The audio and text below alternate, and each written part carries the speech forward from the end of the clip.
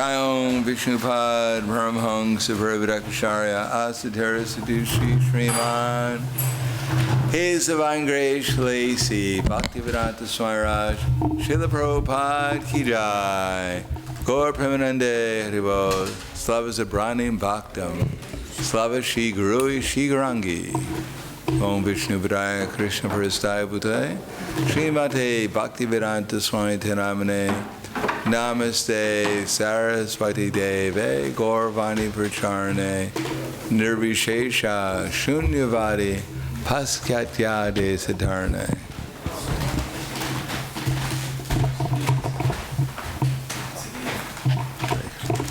Om Agana Timirandasya Gananjana Stalakaya Chaksur Undalitam Yena Tasmai Shri Guruve Namaha Shri Chaitanya Manobhishtam Stapitam Yena Bhutale Swayam Rupa Kadamayam Dadati Swapadantikam Vandeham Shri Guru Shri Yuta Parakamalam Shri Gurum Vaishnavam Cha Shri Rupam Sagrajatam Sahagana Raganatam Vitam Tam Sajivam Sadvaitam Savadutam Parijana Saitam Krishna Chaitanya Devam Shri Radha Krishna Padan Sahagana Lalita Shiva Sakans Vitam Cha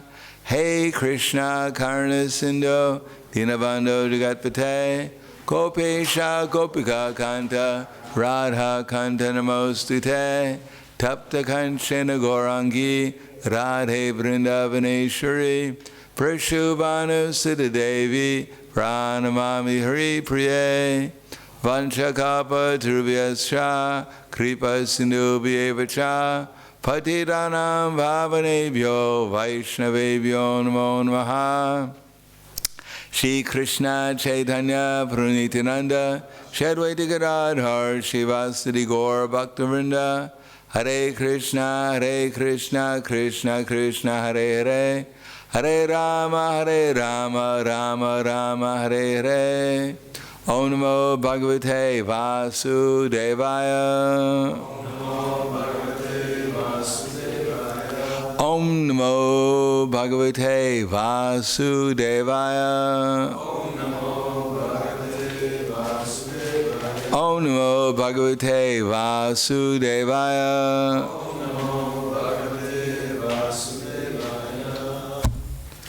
Srimad Bhagavatam, Canto 5, Chapter 18, The Residents of Jambudvip Offer Prayers, text number 20.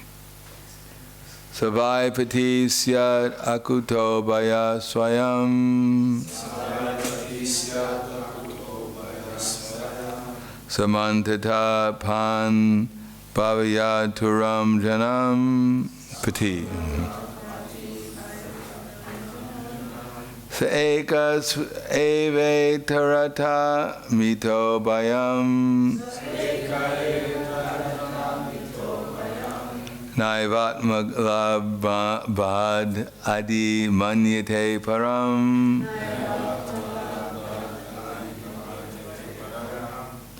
Savaipati Syat Akuto Baya Swayam Samantata Pati Bayaturam Janam Saeka Eva Tarata Mito Bayam Naivatma Labad Adi Manyate Param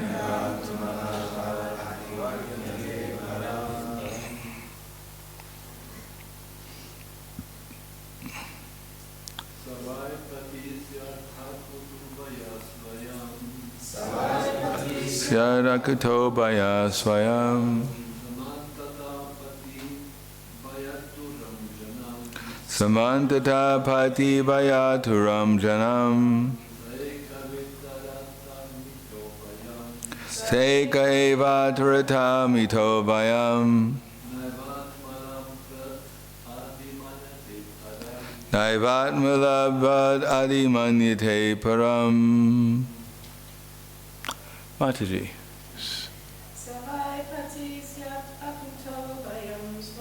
Savaipati syarakato baya swayam.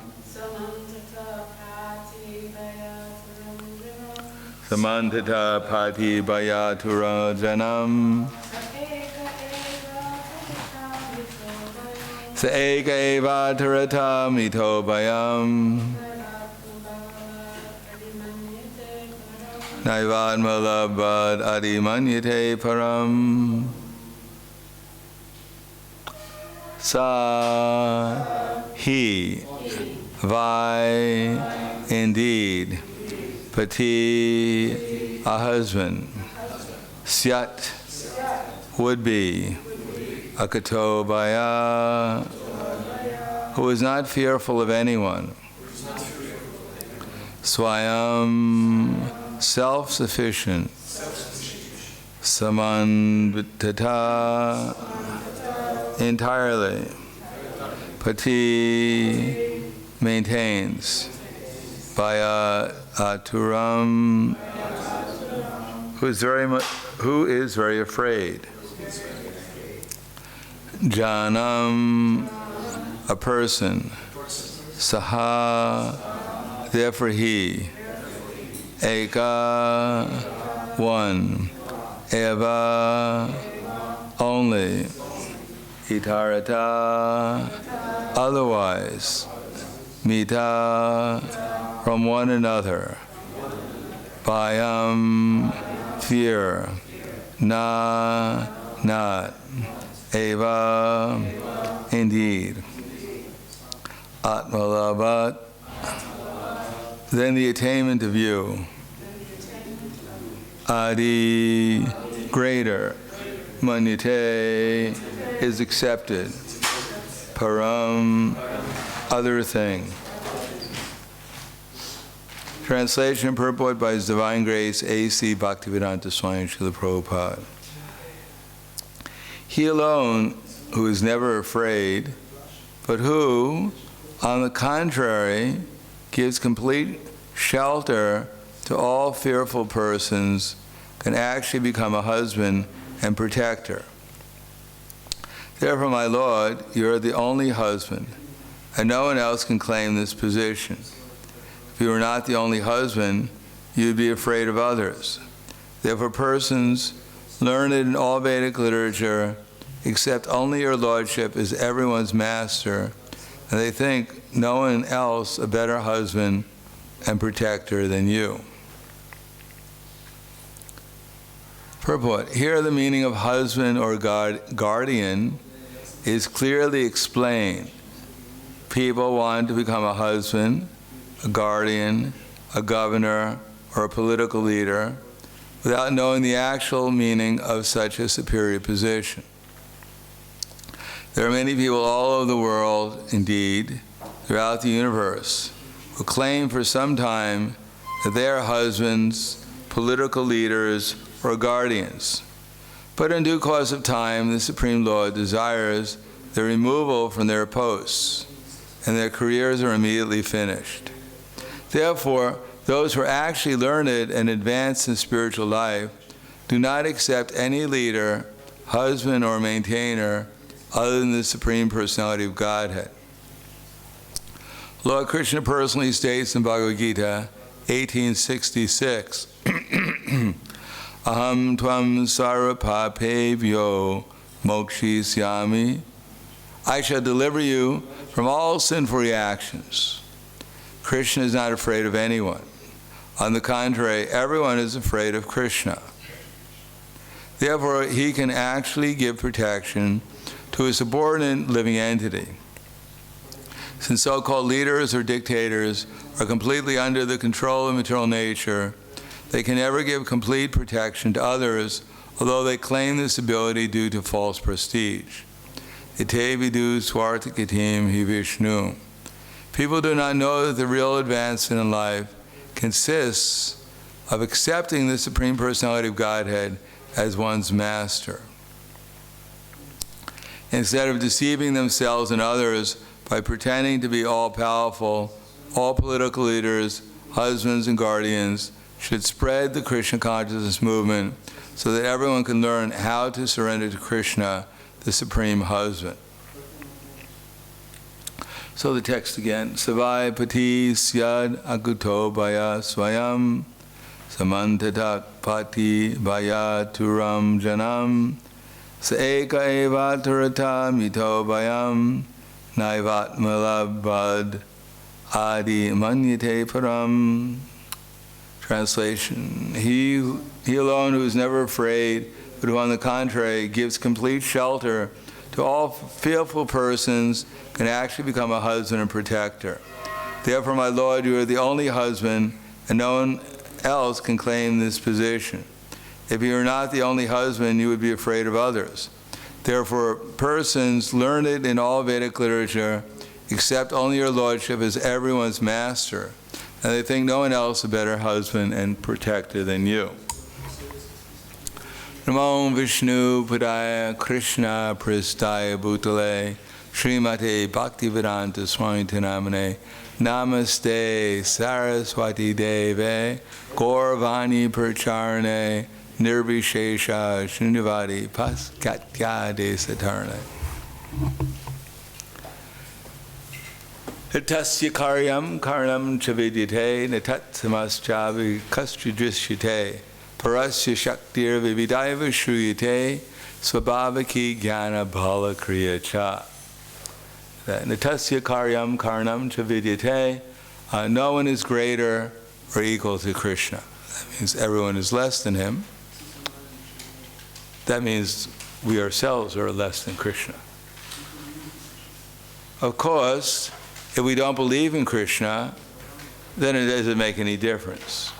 Just like one of the offenses, chanting the holy name, is to put Lord Vishnu on the same level, or to put Brahma and Shiva on the same level as Vishnu. But generally it's not a very important offense, we think, for ourselves, because we don't believe in Brahma and Shiva.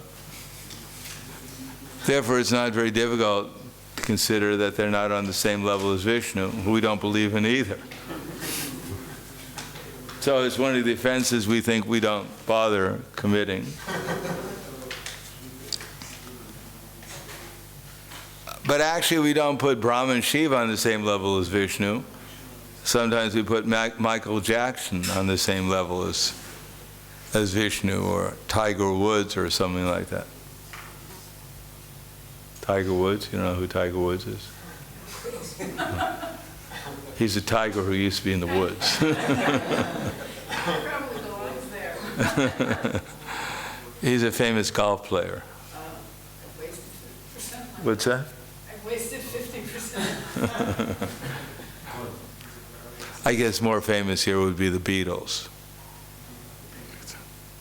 But yeah, we may not think the Beatles is supreme or whoever else, but we take them as our supreme, something that we think about, we cherish within our heart, we try and follow in their footsteps. In other words, we take them as some kind of authority. And where do they lead? What is that? I forget, I can't remember. I want to hold your hand, is that was, that's where it leads to. So following them, we go far, we follow them all the way down the line, and we'll meet Yamaraj. The question is, if we follow someone, just like Andaya Tandira Upigiyamanas Tate Pisha Tantra Urudami Vada. Generally, the blind are leading the blind. So why are they blind? Nitevidu Swartikatim Hi Vishnu. They don't know that the aim of life is to reach Vishnu, Krishna. So why is the aim of life to reach Krishna? Because Krishna is the Bhagavan, the reservoir of all unlimited opulence. Anyone else we come in contact who's not leading us to Vishnu will just be wasting our time. We can only be satisfied when we actually become conscious of Krishna again. And we can only become conscious of Krishna if we act for Krishna.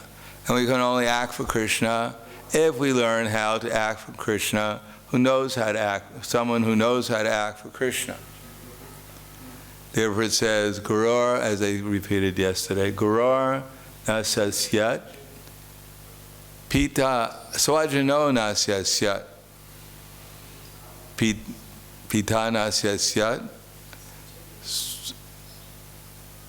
Janani nasasyat, Daivam nasasyan, Nachatat Nacha Patis Janasyan, Namochiyat Yaksum Paiti Mrityum.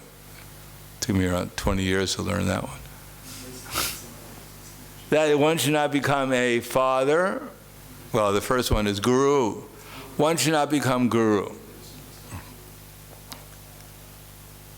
In other words, guru means to not think I become guru.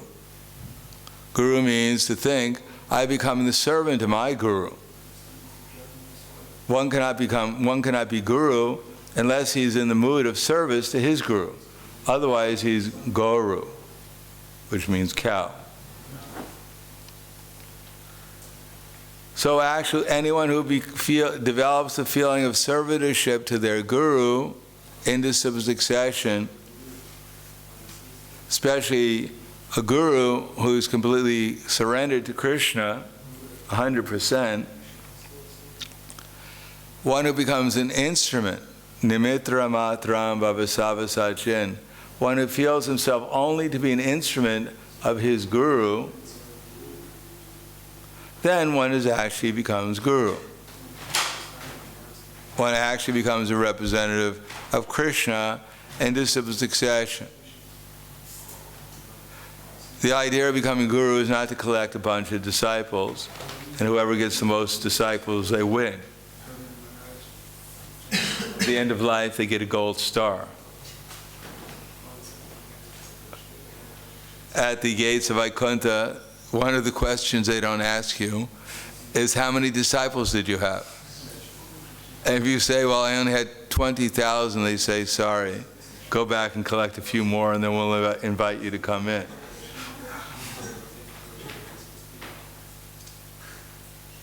The actual guru, as Prabhupada explained in the Nectar of Devotion series and lectures,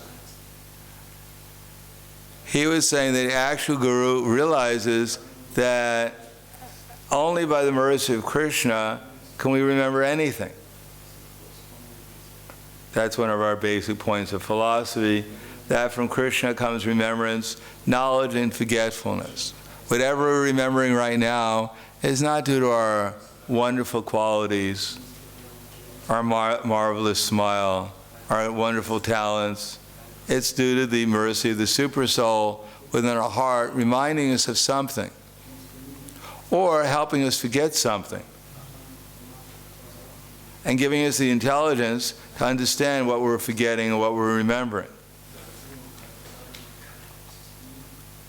For the non-devotee, Krishna helps them forget Krishna and gives them so much remembrance of all nonsense, they can't at all remember Krishna. And anything you try to explain to them about Krishna, they can't understand. And for the devotee, he helps the devotee forget all the nonsense, remember himself, and understand who Krishna actually is. So that's coming from the mercy of the Supersoul. And for one who's in contact with the spiritual master in disciple succession, then the Supersoul helps us remember what the spiritual master said, forget what everyone else said, and understand what the spiritual master said so we can apply it practically in our lives. Dadami buddhi yogam tam. Spiritual master means we're remembering the instructions coming into disciple succession and applying them with enthusiasm and steadiness. Then, Dadami buddhi yogam tam, what kind of intelligence does Krishna give us? Intelligence so that we can become more steady, more enthusiastic about our devotional activities.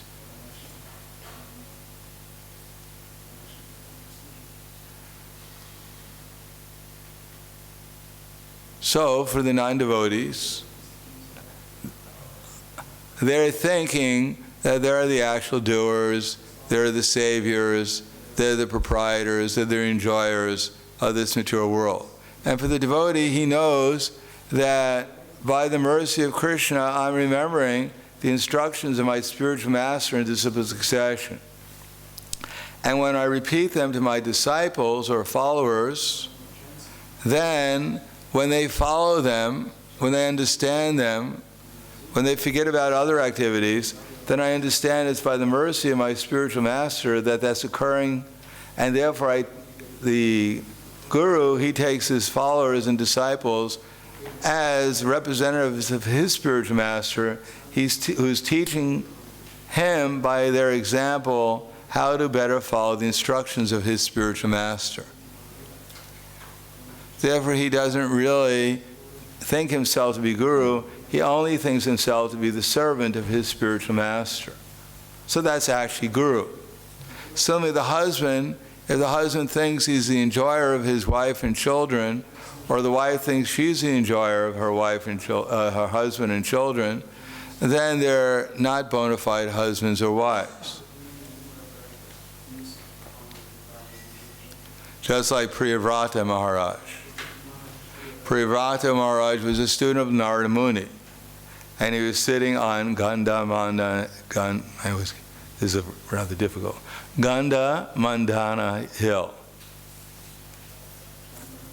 And he was hearing instructions about renunciation. Now, if any of us get the fortune sometime to hear instructions about renunciation from Narada Muni himself, it's quite an interesting seminar.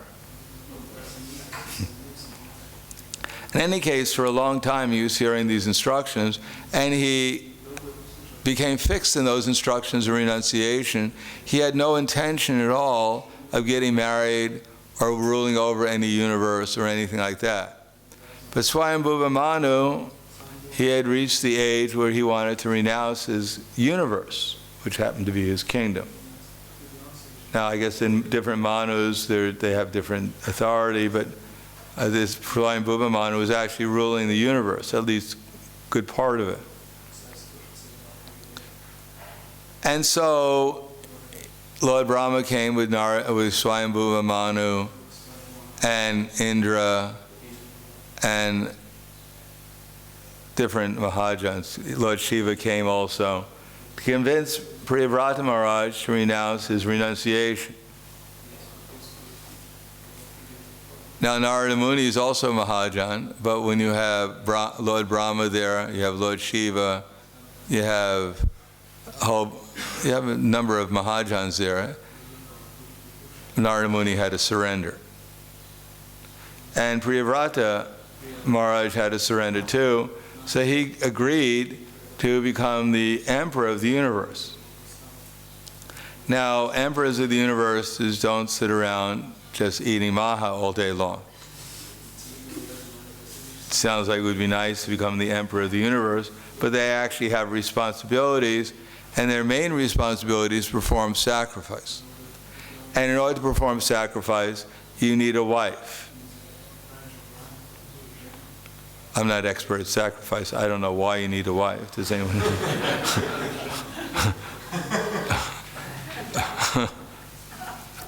The only thing I can understand from my little understanding. What's that? If you're married, you need a wife. But why if I guess you have to be, in order to perform the sacrifice, or you don't actually perform the sacrifice, you organize the sacrifice, but the sacrifice is performed in order to satisfy Vishnu, generally for some kind of peace and tranquility and to get all the necessities of life for your citizens. Actually, generally speaking, the king is the biggest householder, and when you're the emperor of the universe, it means you're supposed to be the biggest householder of the universe, and everyone else is supposed to be your children. And generally it's better if you have children, if you have a wife too. Otherwise it'd be rather one-sided, so to speak. So he had to get married. But he didn't really want to get married. He wasn't interested in sense gratification. but he got married anyhow. So how did he treat his wife? Generally speaking, the devotees think renunciation means that you just become detached, or even reverse. Generally speaking, the brahmachari goes home for the first time after not seeing his mother. His mother's shocked that he's wearing some robes, saffron.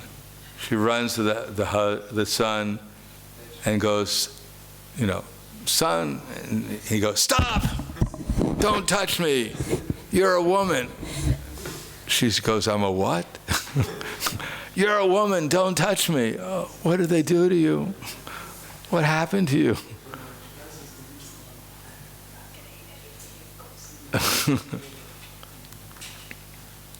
So this is rather not the best way of spreading Krishna consciousness to your family.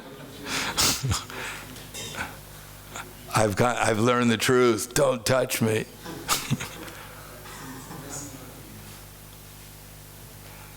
So this kind of renunciation is ultimately artificial. It's the brahmachari who every time he hears the name of a woman, he starts spitting. Yes? I have a little story about Prabhupada. I was with Prabhupada in Mayapur, and somebody was complaining that Prabhupada, they call us mother, but they don't treat us like mother. And Prabhupada said, no, they should call you mother and they should treat you mother. Krishna was there. He said, Prabhupada, I think you know that prayer where the devotee says, whenever I think of sex life, I should spit on it? He said, I think that's what the men think, that whenever they think of a woman, they should spit on her. Prabhupada closed his eyes for a few seconds. And then he said, first, let them become free of sex desire. Then let them spit. Yes. So, Priyavrata, so the brahmachari who says, I have nothing to do with women, that every time he thinks of a woman, he's usually the first one to get married. Or as Prahladananda Maharaj once said, when the brahmacharis were trying to get all the ladies to leave the temple in Brazil, he said, but that's not very practical. He said, if all the ladies leave the temple, then who will the brahmacharis dance for? But Priyavrata Maharaj was not that kind of renunciate. He got married and he dealt with his wife in a normal way. Otherwise, the whole universe would have gotten bewildered and, as they say in English, screwed up. Because whatever a great man does, everyone follows. If his wife came to embrace Priyavrata Maharaj, don't touch me, I'm just taking the part of a king, I don't want to have anything to do with you, get out of here. Then the whole universe would have become quite, bewildered place to live in. So he acted as a perfect householder, and his wife also acted as a perfect wife. She dressed attractively to attract his attention. She glanced at him favorably, and he reciprocated accordingly. But within his heart, he always remained attached to Vishnu, to Krishna. He was always meditating upon Krishna, and whatever he did as a service to Krishna. Now that may seem inconceivable, because we think renunciation means no feelings, but if one is actually renounced in Krishna consciousness, the whole varieties of transcendental feelings are awakened, and therefore one can reciprocate perfectly with any living entity, because one acts as a perfect instrument for Krishna, who's a reservoir of all rasa and all feelings.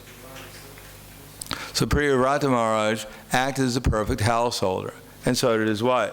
And the kingdom, the whole universe went on very nicely.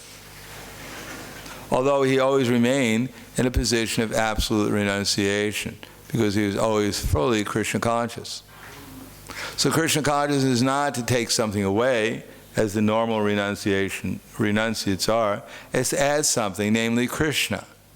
and one adds Krishna, then one will be perfectly protected under all circumstances. But without Krishna in the equation, one can actually not be a proper husband or a wife or anything else in this material world.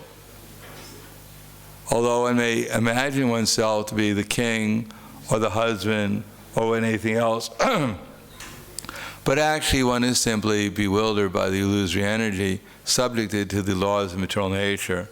But if one takes shelter of Krishna, then one will find real protection, and one will be able to give others protection too, because one is acting as an instrument for Krishna. So, I'll stop there. Thank you. Any questions, comments?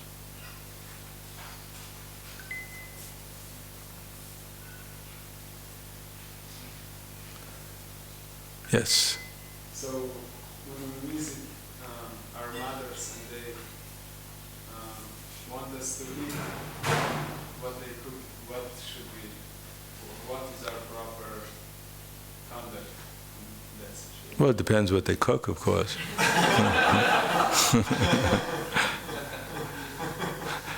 I imagine your mother knows that you're a vegetarian.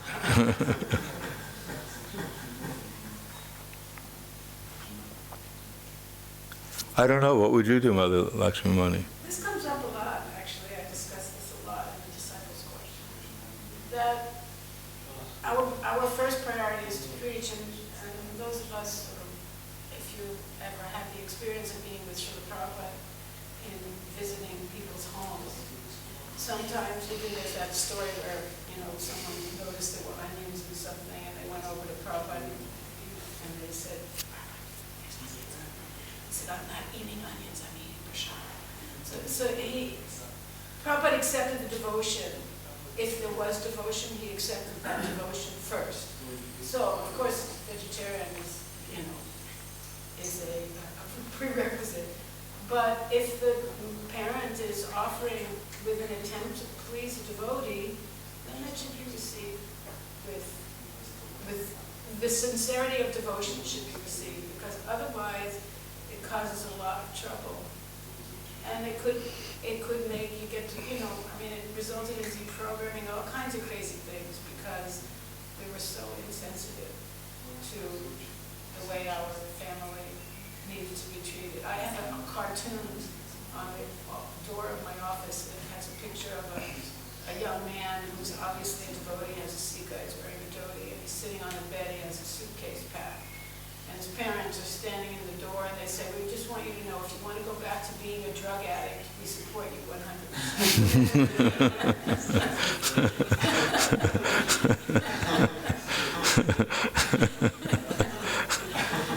Because, we just became so robot-like that we didn't show them bhakti. And bhakti is not, it's a soft heart science. So we have to do what's necessary to preach it. I always remember Prabhupada in the situation with Sally Agarwal. Sally Agarwal came to the Festival of Inspiration 2 years ago. Spoke about her experience with Prabhupada. And she remembered him as being very soft, very tolerant, very compassionate. They had meat and he was smoking not in Prabhupada's presence, but it was there, and it was in the fridge, and Prabhupada knew what they were doing. He didn't say anything to them. He didn't chastise them. He didn't try to change them. He didn't do anything. He encouraged them. I think that's our responsibility. So whatever it takes to encourage our parents, or if we could make them devotees, that would be great, instead of making them into crazy people who hate Hare Krishnas. But it's always good to tell your parents. It depends on how receptive they are. If they're, you have to see how much devotion they have, how much affection they have. And affection for a devotee is a good thing. If you're a devotee and they have affection for you, it'll help them. And it'll grow in their heart over years. Hopefully. yes. Krishna mercifully solved my problem in this regard. Whenever I go home, my mother tells me how to cook, so I cook, so no problem. Yeah, so it depends on in this. Yeah. Became vegan, so Yeah, Good. depends on the situation. Prabhupada said if you don't have intelligence, talk to someone who does. Like we go to some, I remember one time I went to some Indians, this is like 45 years ago or so. I was at some Indians' place and they had this thing, and of course they always want to feed you. But I wasn't really very enthusiastic to get fed at that time, so I asked Krsna Maharaj. He said, you don't have to eat, because it's not like required. Sometimes they force you to eat. You don't get any Lakshmi from them, and all you get is sick. Probably at least he got money from them. But he'd eat very little. He'd just honor a little bit. All the other devotees, I'm in Bombay, they were going like 3 or 4 places a day. Prabhupada was making life members, because that was the criteria that if you wanted to become a life member, you had to, if you wanted to invite Prabhupada to eat at your house, you had to become a life member. So Prabhupada they were making life members, and he was going 3 or 4 houses a day. And then so many devotees came with him, and they had all these big feasts. The devotees were young and hungry, and they're eating 3 or 4 feasts a day, which in India is a good sign you're going to turn into renunciate very soon. You're going to have to fast for some time. So they all got sick. I mean, being sick in India at that time was the norm. You would consider abnormal if you stayed healthy, which is no one did. But Prabhupada, when he went to all these different places, he'd just take a little bit. He'd just actually honor a little bit, and he wouldn't eat, but he'd do his service there. Of course, sometimes Prabhupada would eat, like when he was dealing with, in Bombay, what was his name? Mr. Nara. Was that actually his name was Nara? Yeah, that's Bombay guy. Yeah, Nara. Just listening to Gary Raj talk about him yesterday. So Mr. Nara, Krsna Maharaj, I think it was him, he signed over the land back to Mr. Nara. And he called the Prabhupada and said, Prabhupada, we solved the problem. We signed the land back to Mr. Nara. And Prabhupada said, you did what? And he hung up. Now when Prabhupada hung up on you, you might as well jump off a bridge. If he chastised you, it wasn't so bad, but when he hung up on you, that was really... In any case, Prabhupada came to Bombay, and he met with Mr. Nara. And Mr. Nara brought his guru with him, because he was afraid Prabhupada was going to cast a spell on him. And at the same time, the devotees were there. So Prabhupada had a big feast, and they were all eating, and Prabhupada was eating enormous amounts of prasadam, encouraging Mr. Nara to also eat. And Prabhupada started, after they were eating all this prasadam, Prabhupada started to go, oh. And Mr. Nara said, oh, Swamiji, you must be tired. Prabhupada said that meant that Mr. Nara was also tired for eating so much. So Prabhupada said, yes. So they all took rest. Mr. Nara had his room he was sleeping in. And Prabhupada was also, 10 minutes later, everyone was asleep. Prabhupada rang the bell. Krsna Maharaj comes and says, wake up Mr. Nara. So Mr. Nara comes, and Prabhupada bargains with him without his guru there. And they signed the contract again. And that was it. In other words, Prabhupada was quite transcendental. He would do whatever was necessary to spread Krishna consciousness. Sometimes he'd fast, sometimes he'd stay up late, sometimes he'd eat enormous amounts of prasadam, whatever was necessary to spread Chaitanya Mahaprabhu's movement. Now we ourselves are not necessarily so qualified. We don't invite someone to come over, do a contract, and have a big feast and think, I'll wake them up, because we may not wake up ourselves.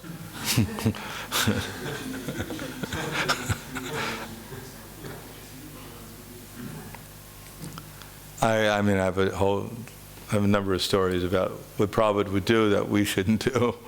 So we should follow his instructions, not necessarily always his example. Anything else? Thank you very much. Grantaraj Srimad Bhagavatam Ki Jai. Srila Prabhupada Ki Jai. Gaur Premanande.